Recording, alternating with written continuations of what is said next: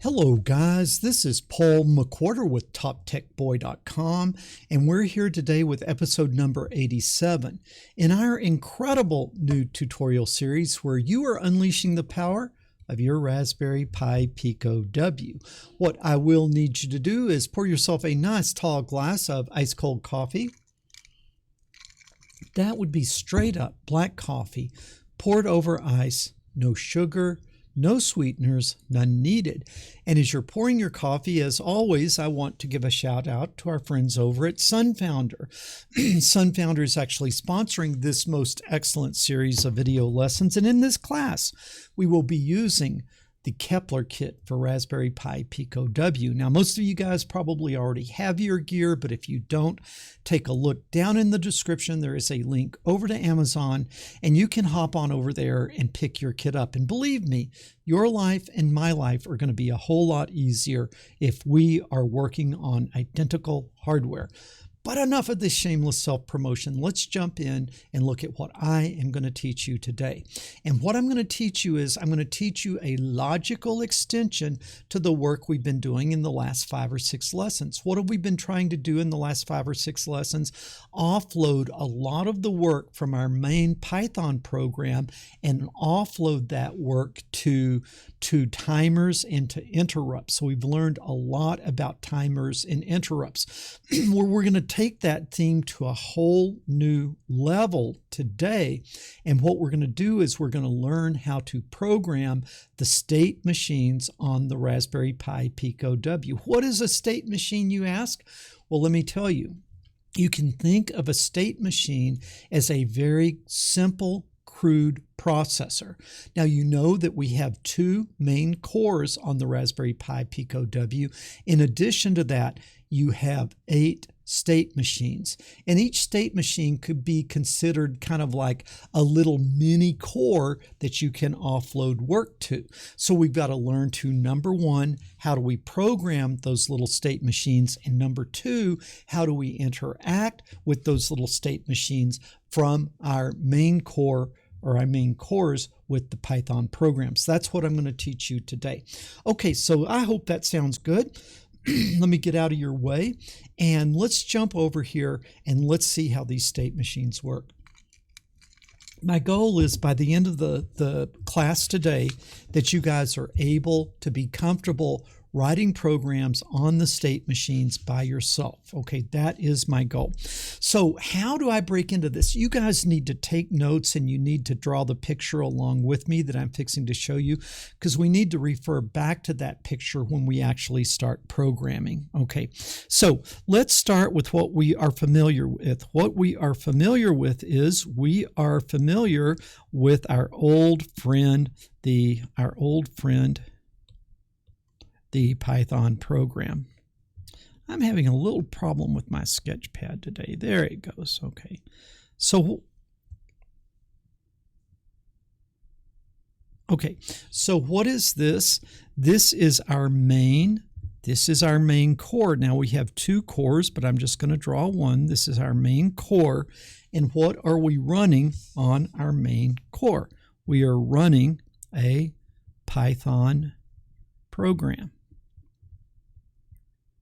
Okay, so what have we done? We've spent 87 lessons making you a master of using those cores, those 2 main cores, and a master at writing Python programs. You can get input from the user, you can connect to the internet, you can interact with the GPIO pin. So this is something that you are very familiar with. But besides those cores, there are also 8 state machines. I'm going to draw just one of the 8 state machines, and I'll draw it over here. And that again was not good. I'll draw it over here. Okay, so what is this? This is the state machine. This is one of the state machines. What is a state machine? It's like a little mini processor. The state machine you program in assembly. Okay, assembly.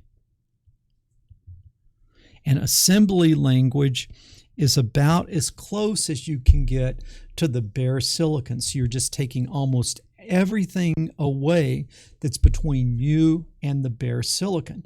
And so programming in assembly, really it comes down to zeros and ones. Okay, it comes down to zeros and ones. And then we've got some helper programs that we can give some simple commands, and then the compiler will change those simple commands into the zeros and ones. But we're almost down there at the absolute bare silicon.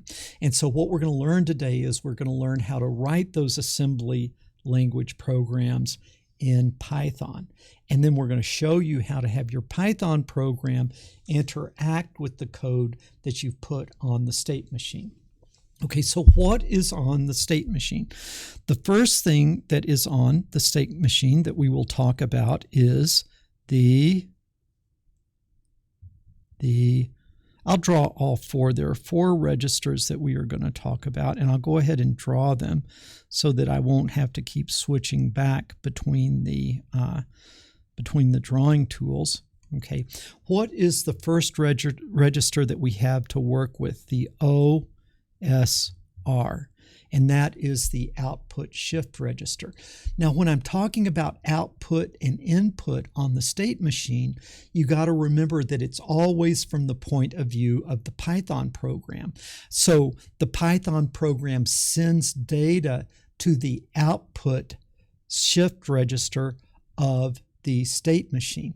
Now, to the state machine, that would sort of look like an input because you're bringing data in, but we keep our frame of mind at the Python program.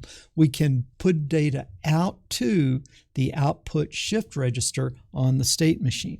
Well, if we have an output shift register, we also have an input shift register. And the Python program and the core can get data from the input shift register and bring it into the main Python program. So we have the output shift register and the input shift register. Then we've just got this X scratch register that we can put things in to leave them there, go get them out. It's just a little easy to access register that we can use in our program. And then the other register is the Y scratch register. So we've got these four core registers: output shift register, input shift register, the X register, and the Y register. Now, what we can also do here is, let me show you how we get data from Python into the state machine, or how we get data from the state machine back to Python. And what we have is we have first in, first out registers. Okay, we have first in, first out registers, and there are two of them. Okay, and so let me draw them. Let me draw them as such.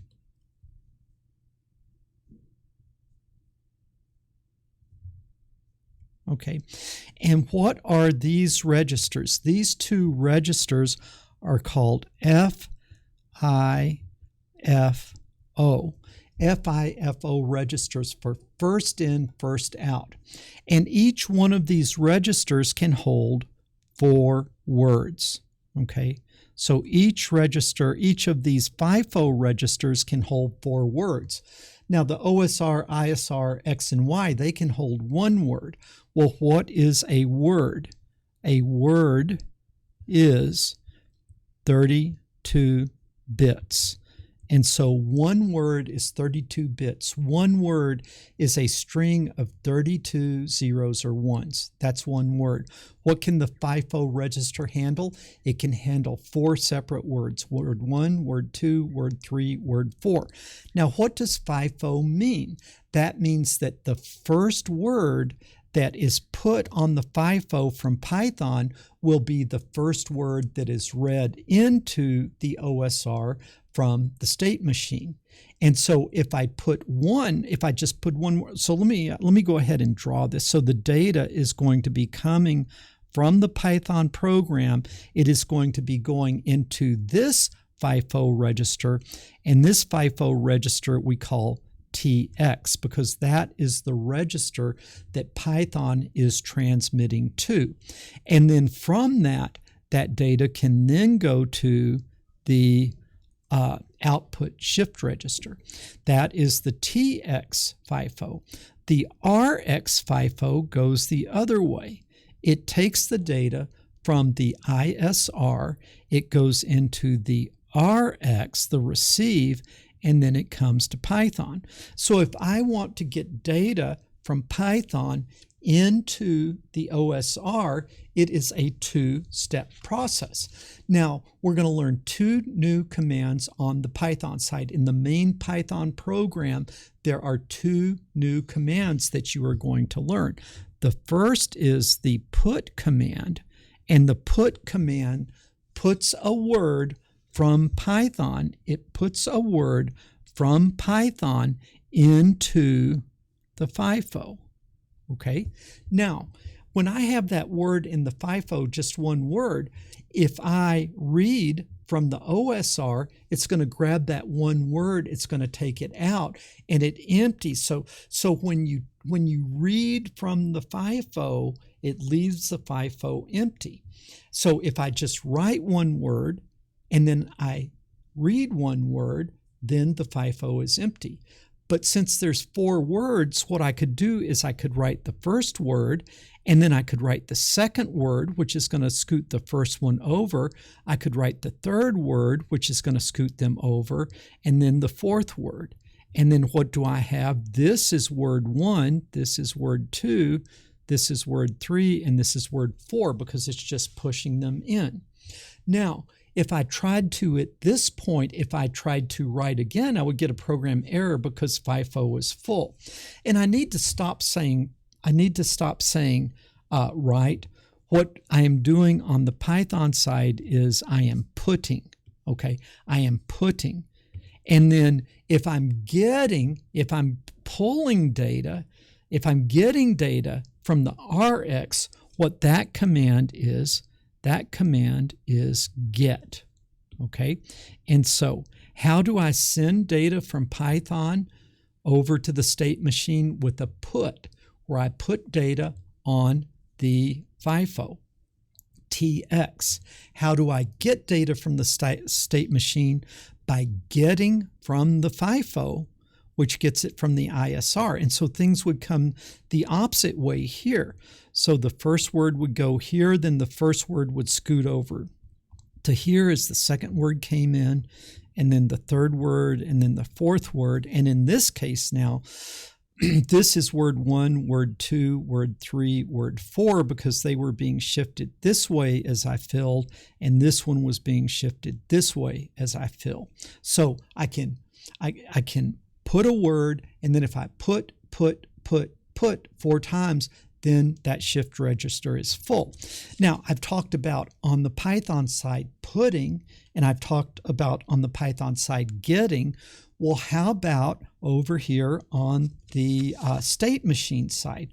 Well, on the state machine side, the way I bring the data in is with a pull. So I pull data from the FIFO into the OSR. And then what I can do is I can push data, I can push a word from ISR into RX. So on the Python side, I'm putting and I'm getting, and then on the state machine side, I am pulling and I am pushing. Okay, so if I want to get data moved, I would need to put it to the FIFO from Python, and then I would need to pull it in the state machine code into the OSR. So the state machine is pulling and pushing, and Python is putting and getting. And you need to kind of understand that nomenclature for the programs to make sense. Okay, so we have those ways of getting data in and out. Now, when we actually talk about this state machine, you're going to write assembly code in Python. I'm going to show you how to do that. You're going to write assembly code in Python. I'm going to show you how to do that.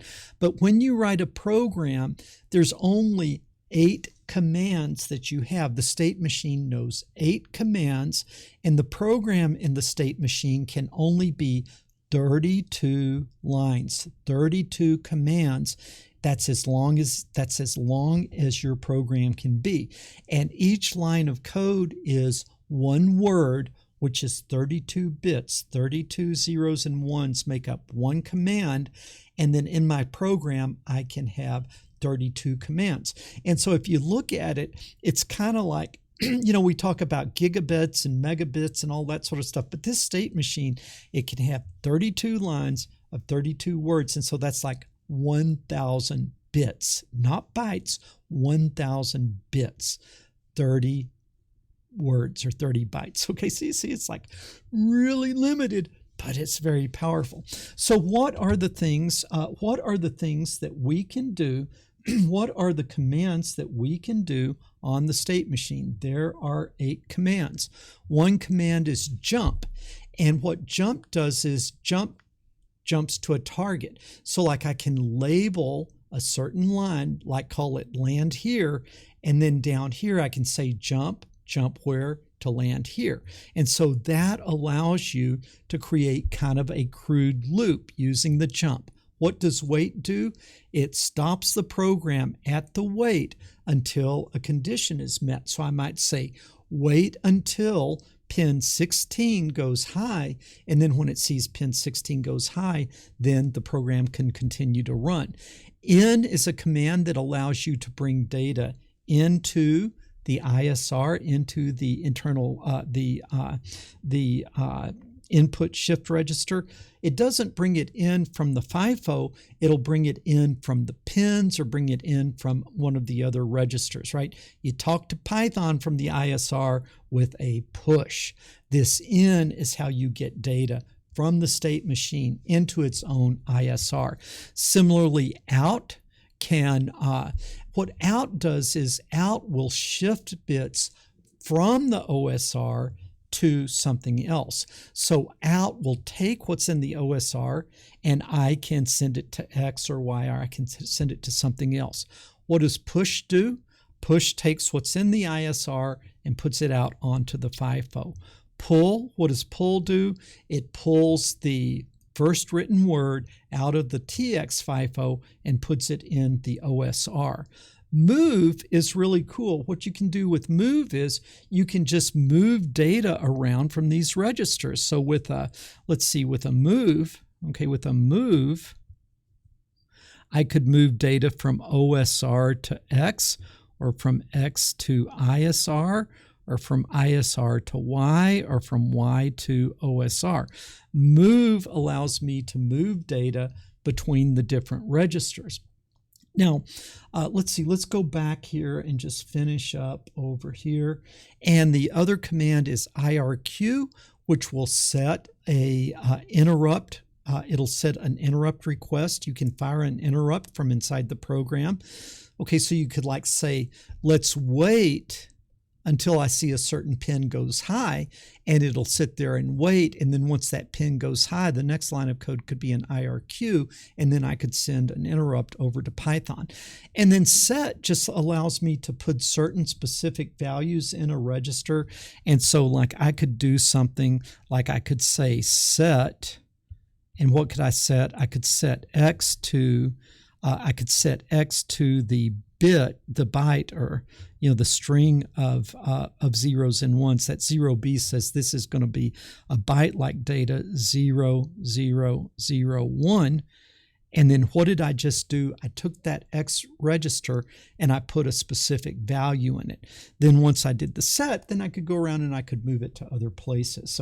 So we're going to get into this in detail, but you got to have kind of the big picture of how this thing works. And so these are your 8 commands. And it seems very simple, but we're going to be able to do some really very powerful things with it. So we can go from the Python program to FIFO, and then the data pulled into the state machine, or we can take data in the state machine and we can push it out to the Python program, and then the Python program gets it. So Python is putting and getting, and the state machine is pulling and pushing. Okay, hopefully that makes sense. Now this is where the real power comes in. The real power comes in this state machine. Besides working with your the state machine, besides working with your Python program, it is also able to take data from any of those registers and send it to the GPIO pins. Okay, and it's able to take readings from the GPIO pins and bring them into the state machine. So what you're doing is you're going to be offloading simple programs to the state machine, and then the state machine is going to be sitting there handling things like timing and handling things like writing and reading the GPIO pins. Okay, now I hope that makes sense. So let's summarize. There's 8 state machines that are labeled from 0 to 7. Each state machine can have 32 instructions in the program, and then each instruction represents 32 bits. And so we have 32 bits and then 32 instructions for about 1,000 bits of information. Some of it data and some of it is what you're programming. Okay, I hope that makes sense. So get your picture, and now let's go over and let's see if we can start coding. So we're going to come over here, but first of all, I'm going to show you what I have is I have 4 resistors hooked up, and 4 LEDs hooked up, and you really need to hook them up like I am, because on the Python, you can use any pins for any reason, and you can assign them in random orders, but we must use contiguous GPIO pins in order to do things on the state machine. So this rightmost least significant LED, the long leg, is connected to GPIO pin 16, the next one GPIO pin 17, the next one GPIO pin 18, and the next one GPIO pin 19. Now we've got the 2 buttons hooked up, but we're not going to use them in today's lesson. And so if you'll just get your LEDs hooked up, then you'll be ready to go for this project. And what I've got to say is they really need to be in order. You can't do 19, 27, 14, 13, and you can't even do like 16, 18, 17, 19. They need to be in a row, because in the state machine, what I can do is I can say, this is my starting pin, and I'm going to use 4 pins. And so if I was going to initiate the state machine, I would say that my base pin is 16 and I'm using 4 pins. And so it would think, 16, 17, 18, 19. So it figures it out from there. But I can't go in and arbitrarily set all the pins. I can only define the base pin, if that makes sense. Okay, so what we're going to do is we are going to learn how to write assembly code in Python, and then have the Python program send that assembly code down in the state machine, and then how to interact with the state machine from Python. So we've got to learn 2 things: how to write the state machine code, and then the second thing we've got to do is to know how to push and pull or put and get data from the state machine into Python. Okay, so now let's jump in and start coding. And I just found this very difficult to learn, because there's the MicroPython SDK gives some sample programs, and the educational material that I found on the state machine was someone that just went in and typed in the demo code, but there was no real understanding about how all these things work together. Okay, so I want you to understand it, not just write down things that don't make sense to you. Okay, with that in mind, we're going to write the Python program. We're going to start the Python program. So we start out with just good old-fashioned Python. So I'm going to import time, because I'll be using some timing things in there. I'm going to say from machine import pin, because we are using those LED. We're using those LED. Okay. Now, I'm also going to import the class RP2, the library RP2, and that is the library that allows us to interact with the state machines. Now, what I have to do is now I'm going to begin to write the state machine code. How do I write the state machine code? I have to do an at RP2. This at is a decorator, and what this at RP2 means, hey, wake up. you're fixing to get assembly language code, and that's going to need to go down to the state machine. So this is warning that you are fixing to be presenting state machine code. And then it is an ASM for assembler for the PIO. And so that is the method. And so now what do? Well, I need to initialize the pins. I need to initialize these pins that I am going to be using. Now, normally you would think you would say like red pin is equal to 16, and then I do a machine.pin.out to say that it's going to be an output 10 pin, and then I can set the value of that output pin. But no, all of that work is going to be done down in the state machine, and the way you set those things up in the state machine is different. So what I'm going to do is I'm going to define how many output pins I'm going to be working with, and I am going to configure them.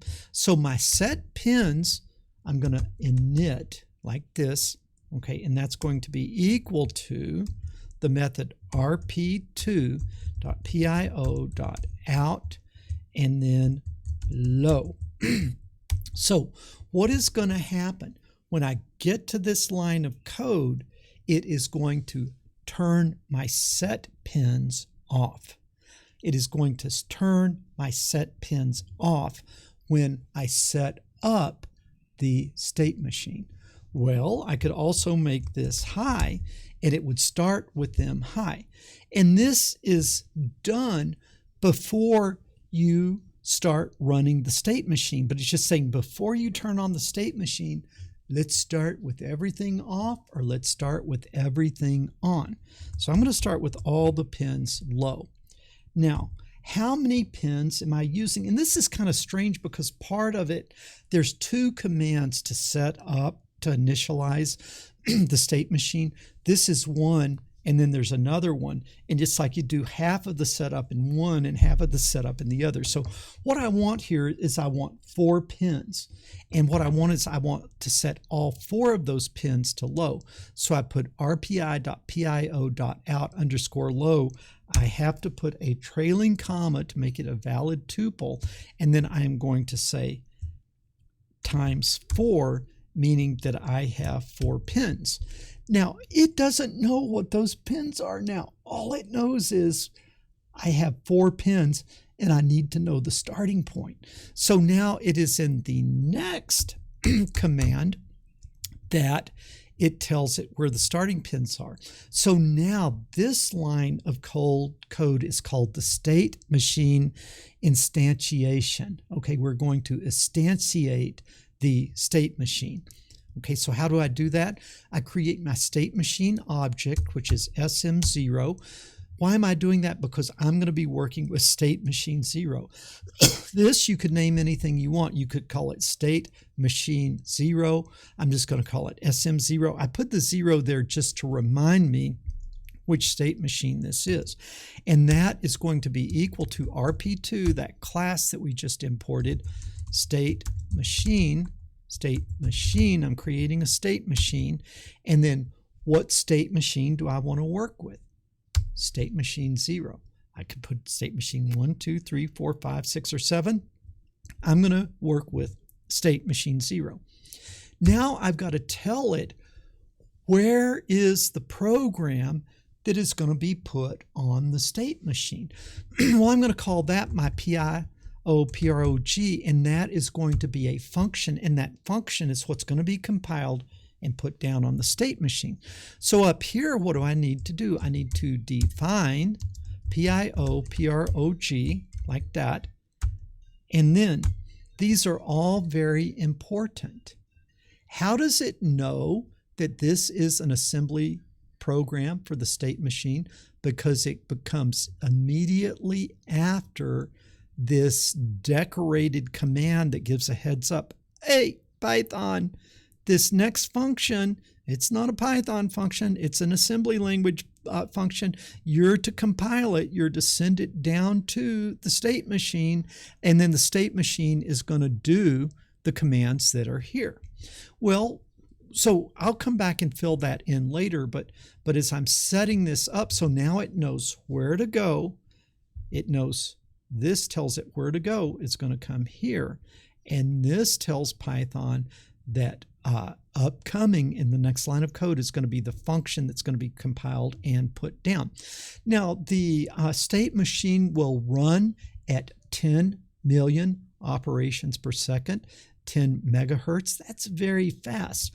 Since we're blinking LEDs, we want to slow that down as much as we can. The lowest frequency that we can run at is something like 1,900 something hertz, but I never remember what it is. So I'm just going to set the frequency at 2,000 just because that's easy to remember. And so that means I'm going to be doing 2,000 operations a second, which means each line of code that is up here is going to take a half a millisecond to execute. So I've given it the frequency. Now, it knows from up here that I have 4 pins, but I got to tell it where I'm starting to count from. Now, where am I starting to count from? I'm starting to count from pin 16. So I've got to set my base pin to 16, and then with 4 pins, it'll know the other ones are 16, 17, 18, 19. Okay, and so how do I set that base pin? I say set the base equal to pin 16, like that and like that. So now I have instantiated the state machine, and I have told Python incoming code, and by the way, go ahead and set all 4 of those pins low. Which 4? The 16, 17, 18, 19. So now everything is fitting together. Now we just got to tell it what to do. Let's do something simple. Let's tell it to set the pins. Which pins? The 4 pins starting at pin 16. I could have made this 2 pins, or I could have made it more pins, but I made it 4 pins starting at 16, and that matches what's going on with our circuit. So I'm going to set pins, and now there's different ways I could do it. I'm going to give it bits, and how do I tell it that I'm going to give it bits? I do a 0B, which is formatting and telling Python that what's coming up is a string of bits, and the bits that I'm going to send, I need to send it 4 because I'm going to 4 pins. I need to send it 4 bits. I'm going to send it 0, 0, 0, 1, those 4 bits. And so what am I doing? I am setting my pins to 0, 0, 0, 1. And so that would be saying this would be 0, 0, 0, 1, because this is the least significant bit and this is the least significant bit. So that's what that program is going to do. And really that is all that program is going to do. Okay? Because what I'm trying to do is I'm trying to get you to understand. I'm just trying to get you to understand how we get this whole thing working. Now, in this program, I'm not going to be doing putting and pulling, and I'm not going to be doing getting and pushing. I'm just going to be able, in the program, in the machine language program, to set that output pins to 0, 0, 0, 1. And so I'm not using all that other stuff. I'm just issuing a direct command to directly write the GPIO pins. I hope I'm not repeating myself too much, but I really found this kind of confusing. So I wanted you guys to understand better. I hope I didn't cover this up. Make sure that you saw that set _ base is equal to pins.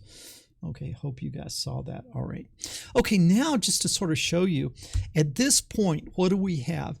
The assembly language state machine code has been compiled.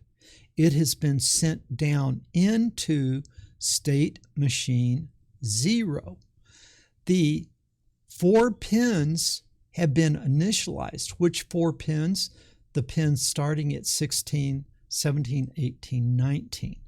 So it is all ready to go, but I haven't turned the state machine up. It's locked and loaded but I got to pull the trigger. So to kind of show you that, what I'm going to do is we're back in Python land now. And so I'm just going to say for I in range, let's just count to 10. If I want to count to 10, I need to go to 11 with that silly range command. And then I'm going to say time.sleep of half a second. And then I'm going to print I like that.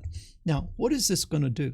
This is just going to count 1, 2, 3, 4, 5, 6, 7, 8, 9, 10. And that's in Python, and that's going to come out the serial monitor. What's going to be happening with the state machine? Absolutely nothing. It's locked and loaded, but the trigger has not been pulled. So let's pull that trigger.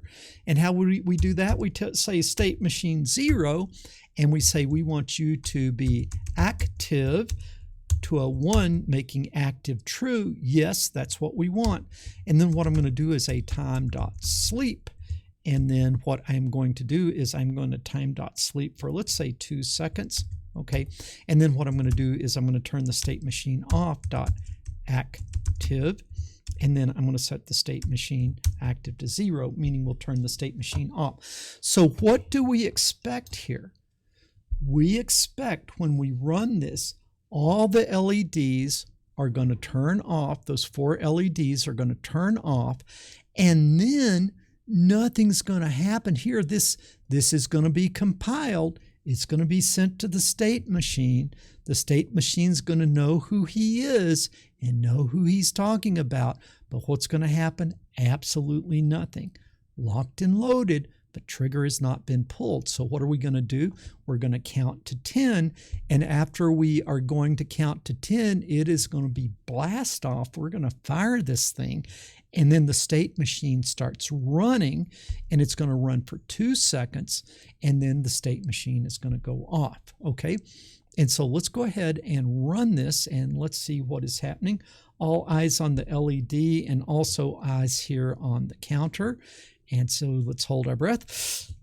Oh, RPS. Oh, I do that every time. It's not RPS. It is RP2. Okay. Rookie mistake. Let's try again. Boom. 0, 1, 2, 3. Keep your eyes here on the LED. 7, 8, 9, 10. Boom. State machine control of the GPIO pin. Okay. So we got that done. So that was a pretty simple thing. Let me just show you a couple of those other commands now that we've got this thing written. We can write things in different ways. Like, let's say, okay, now what I could do is I could come in and write a 1, 0, 0, 1. What would you expect? Tell me what you would expect. You would expect to count again up to 10. And I'm just doing this to let you see nothing happens till you pull the trigger. We pulled the trigger and we got a what? A 1, 0, 0, 1. Well, what is a 1, 0? What is a 1, 0, 0, 1? That is a 8. That is a 9. Not fins, pins. We could also just write a integer value. Let me comment this out. We could write an integer value of 9. Okay. And then what is a 9 here? It comes up and the integer is changed into a 1001, and it does it like that. What is another thing that I could write? I could write, let's see. Okay, I could write, I have to think a second. I can also write in hexadecimal. So if I write a 0 and an X, that's saying upcoming, incoming hexadecimal.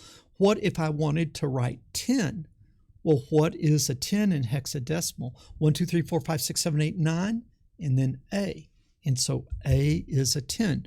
So what if I did that? That should write 10, and we run that, and we are waiting to fire. We're waiting to launch, and boom, an 8 and a 2 make 10.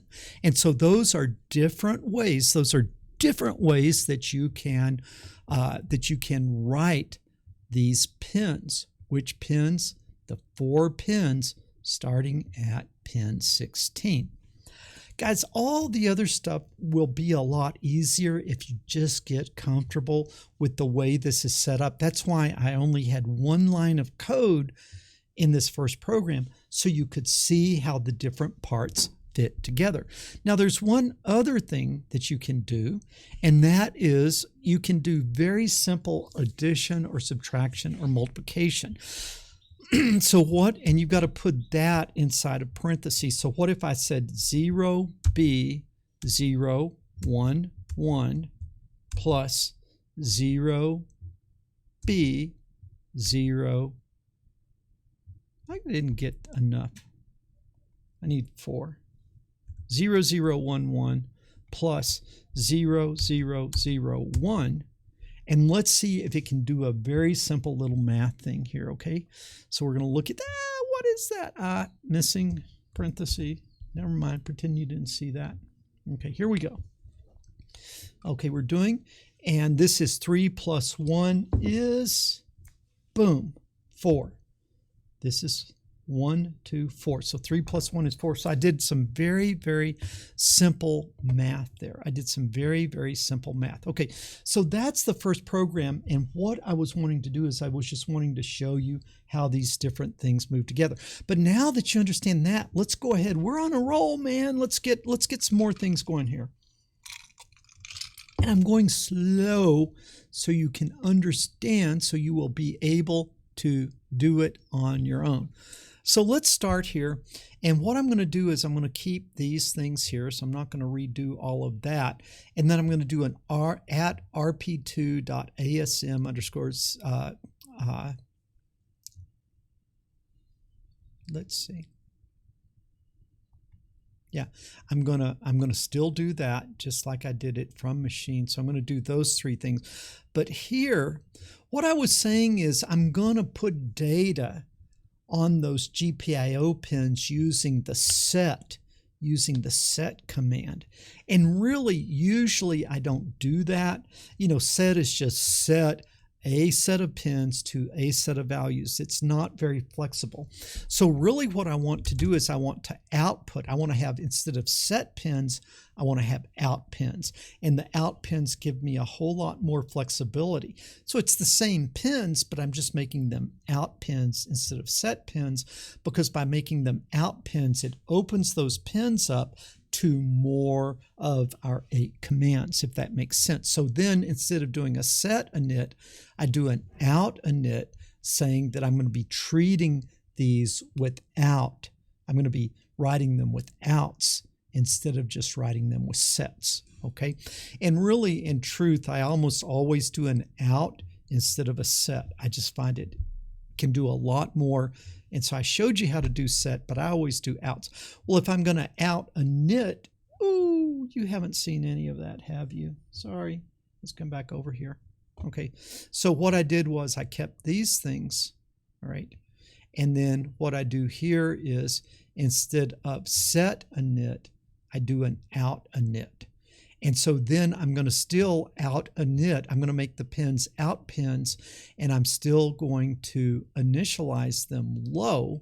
And then there's still going to be 4 pins, and they're still going to be starting at 16, but they're not set pins. They are what?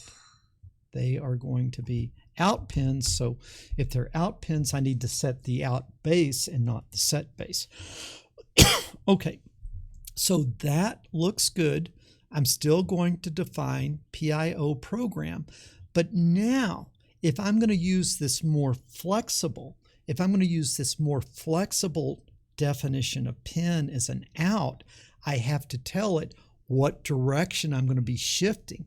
And I want to be, when I'm shifting, I want to be shifting to the right. Now, in the documentation, it told me that the shift right was the default, but I've found if I don't put it in explicitly, it doesn't seem to work the way I would expect it. So I've got to tell it the out, which are those out pins, they're shift dir for shift direction.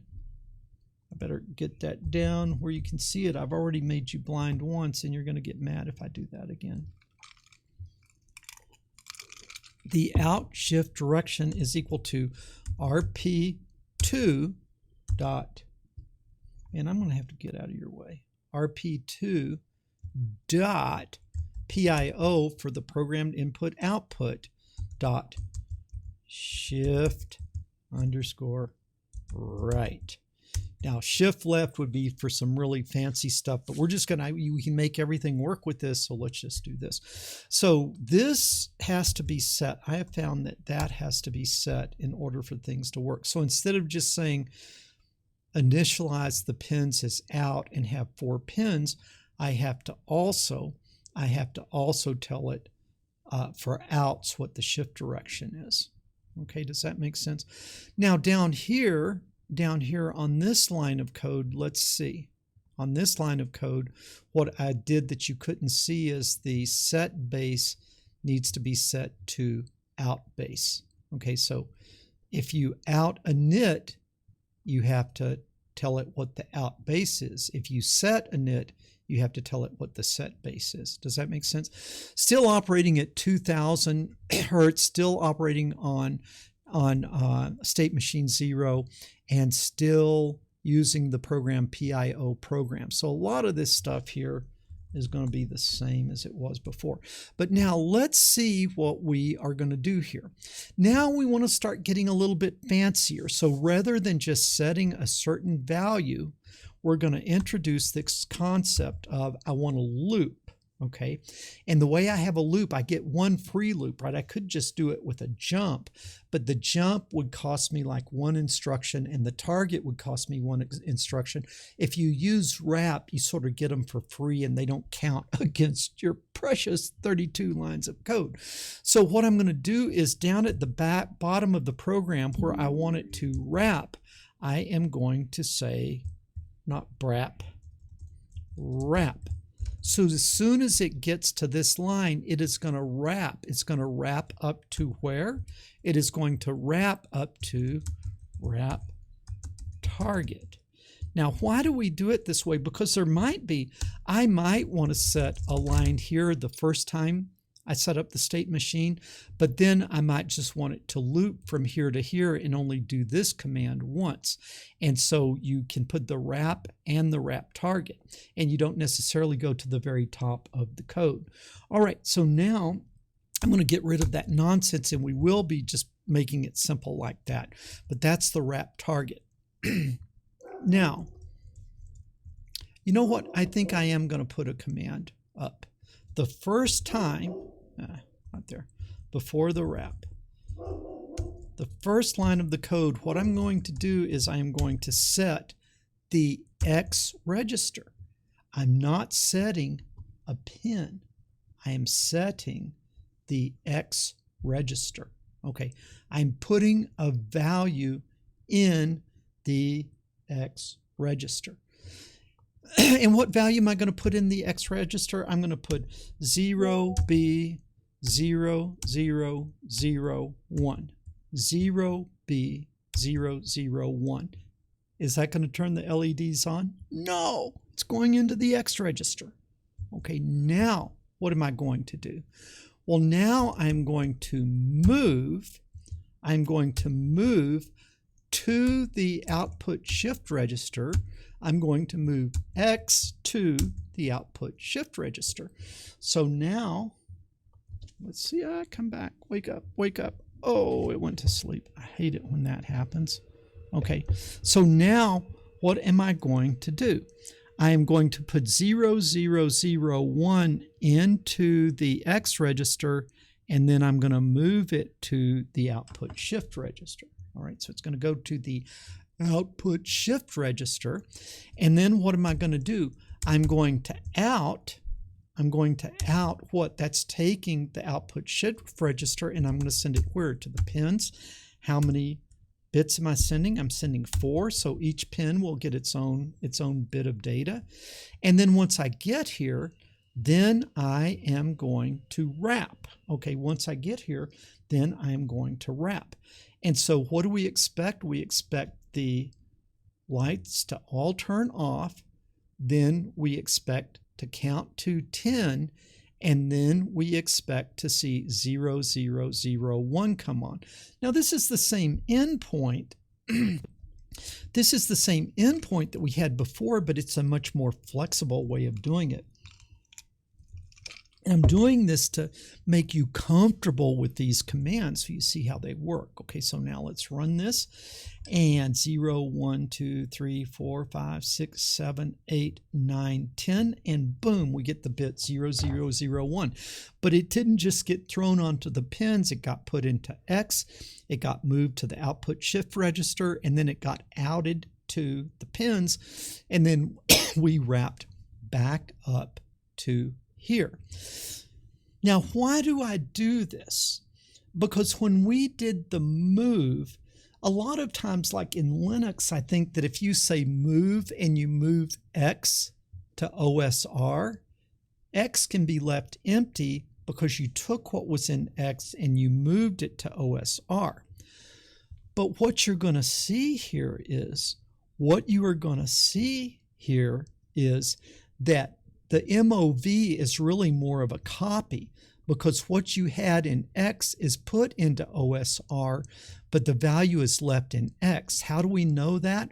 Because if we had cleared X, when we wrap back to here, and we don't reset X to 001, but we see as it's sitting there 2,000 times, it's turning on, and you're not losing that X value. The X value endures in X even though you've moved it to OSR. Does that make sense? Let me show you. Okay, so you do that and get that working, but then let me show you some other things you could do. Okay, we set X to be this. We set our wrap target. What else could I do? I could move X. I could move X. Instead of moving X to OSR, I could move X where? Directly to the pins. So let's see what happens. Okay, everything goes off, we count, and that moves it to the pins. It moves it to the pins, and then it's saying move X to pins, X to pins, X to pins, and the value is staying in the X register. So that's kind of useful. Let's make this more interesting, just so you see, like 0, 1, 0, 1, and also this time let's init to high. This time, what do we expect? We expect them to all come on, and then we're locked and loaded with all of the pins pre-configured high. We count to 10, and then we fire, and then when we fire, what we are going to see is 0, 1, 0, 1. So let's try that. Man, I love this. Okay, so everything came on as expected, and then we go boom, 0, 1, 0, 1. Man, it's been like since the early 1980s since I've programmed in assembly and done this kind of level of low-level programming, and I am just really loving it. Hope you are too. Okay, so now let's see. Okay, so I've shown you that when I move something to, when I do a move, I keep the value here. Okay, when I do a move, I keep the value here. Okay, but now let's go back to where we were before. So I'm going to say set X to that, then I'm going to move X to the OSR, okay? And now what I am going to do is I am going to out what? The OSR. That's not going to show what I want. Okay, let me try this. What I'm going to do up here is I'm going to move here. Okay. So the first time I do the program, the first time I run through, I'm going to set X to 0, 1, 0, 1. Then I'm going to move X to OSR. And then what I'm going to do every time is I'm going to out the pins 4 like that. So I'm going to take the OSR and I'm going to send it to the pins with an out. And so let's see what happens this time. So I'm going to come in and run it. Everything goes high. And then we count. And then what happens? Everything goes off. Why? Because when you do an out, it clears the OSR. It takes the OSR and it puts it on the pins, and the OSR is left empty. So you see, this is a little bit different. If I set X, the number stays in X until I put something different in X. All right. But if I get the data, and let's see this move OSR. Yeah. If I get the data and I out it from the OSR to the pins, then the OSR is left empty. You've got to really understand these different quirky little interactions, because sometimes I might want to clear the data when I write it to the pins, and other times I want that data to endure in a register. So you've got to sort of see the registers behave a little bit differently. So I've shown that I can directly move to pins. I've shown you that the X register stays even if you move the data somewhere else.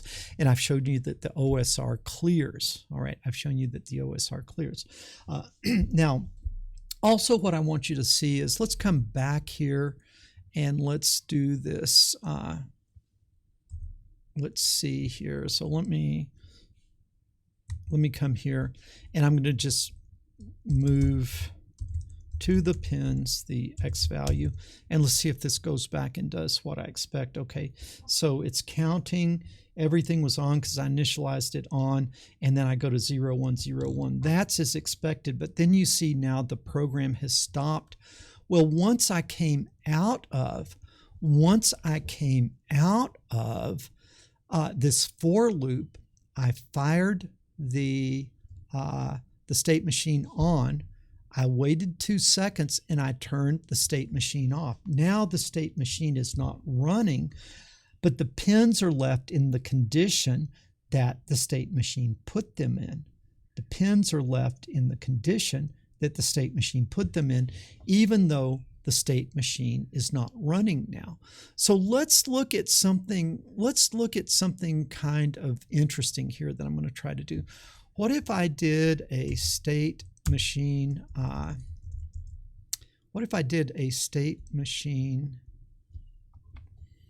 How can I show this?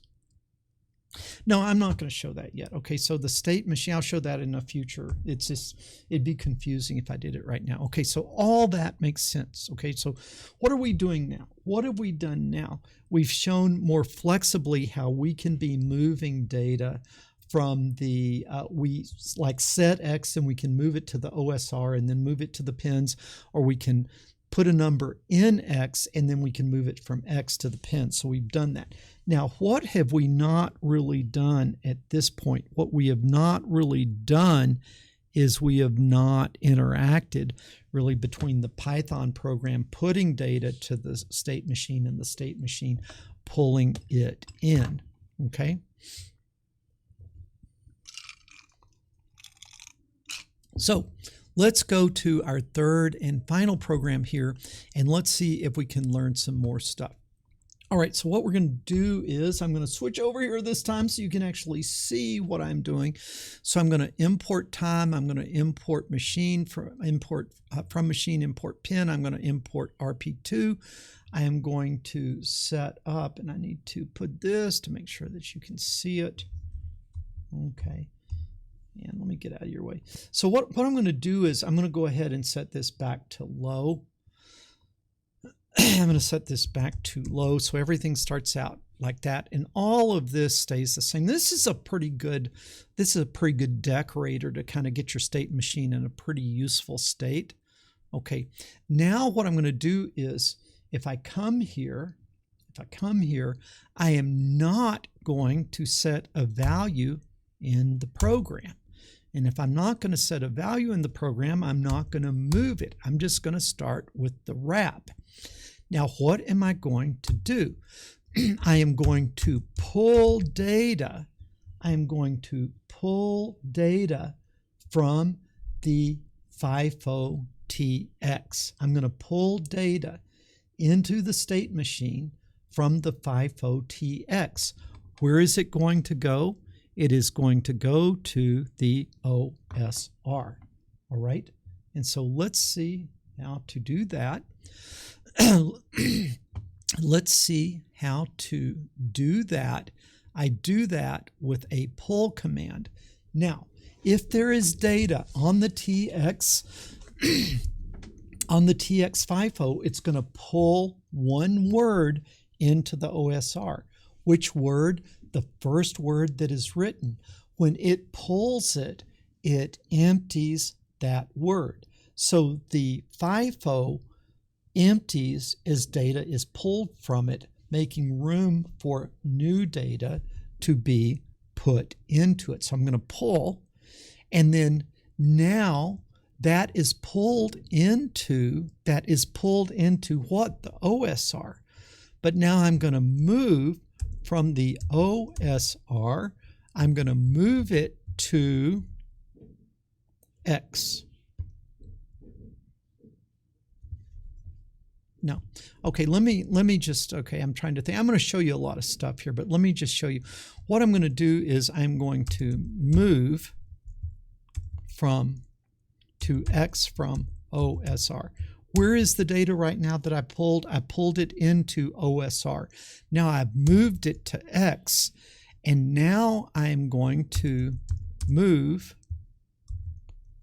OSR to pins, like that. All right, so now what do I expect? Well, if I try to pull from the FIFO TX and there's nothing there, it's just going to sit and wait.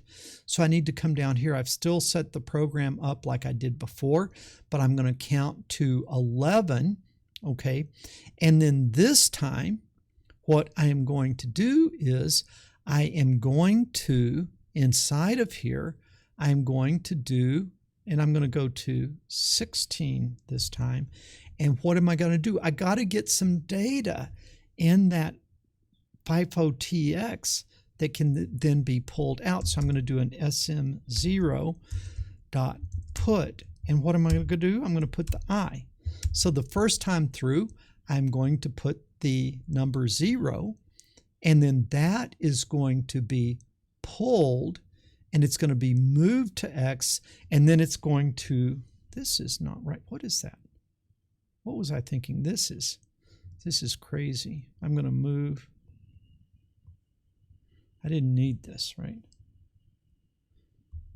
Man, I'm very confused at what I did here. Wrap target, OSR is going to go to X, and then I'm going to move to pins the X. So somehow I thought I'd done that, but I didn't. So OSR goes to X and X goes to pins. All right, now down here, what am I going to do? I'm going to say I in range of 16. I'm going to put the data there, and then I am going to print it. Okay, so what do we expect this to do? We expect it to count, and then as it counts, what I'm going to expect is to see the binary count here as it counts down here. So let's try that and see what happens. So we go 1, 2, 3 real fast, and then nothing happens. Okay, why did nothing happen, and why did the program crash? Because it didn't really crash, but why did the program hang? Because I put 0 in the FIFO TX, and then I put 1, and then I put 2, and then I put 3. Now I've got 3 numbers plus 0. I've got 4 numbers. What? My TX is filled up. But wait a minute. Wait a minute. Up here I said I would be pulling. Why isn't it pulling that data out? Why did it fill it up and then stop? Think about it. Somebody tell me why that happened. I'm making this mistake deliberately because I know that you're going to make this mistake. Okay, why? Because I didn't fire the state machine. I locked it and I loaded it, but I didn't pull the trigger. And so it's sitting there, it's wanting to pull, but it hasn't been fired yet. So what would I need to do? I would need to take this, I'm going to cut this, and here I'm going to run it before the for loop. Now, as soon as I do this, what's going to happen? It's going to come here and it's going to hang waiting for the number. Once the number comes, it's going to pull it. The next one is going to pull it, and it's going to be pulling it just as fast as the other program is pushing it. So now let's try it. Okay, so we're going to go, whoa, that was way too fast. Okay, so what happened? This for loop ran so quickly that you just immediately got to 1, 1, 1, 1. You went through the for loop once, then you waited, and then you turned it off, but you were left in the 1, 1, 1, in the 1, 1, 1 state, the 15. So what do I need to do? I need to do a time.sleep of about 0.5 like that. And now hopefully this time we'll be able to see something. So let's come in here, and here we go. Look at that. 4, I didn't count. Let's try it again. Okay, I got to start with it, but let's see it. You guys be watching here at the same time that you're watching here. So they're going to all go to 0. 0, 1, 2, 3, 4, 5, 6, 7, 8, 9, 10, 11, 12, 13, 14, 15. All right, man. We are putting and pulling data. We are putting and pulling data. Okay, so now what might also be interesting, here would be, in addition to putting this data here, what if we came here and what if we pushed it? Okay, what if we did a push? Well, what is it going to push? It is going to push whatever is in the ISR. That's what will get pushed back. Now, what is the problem that I have here?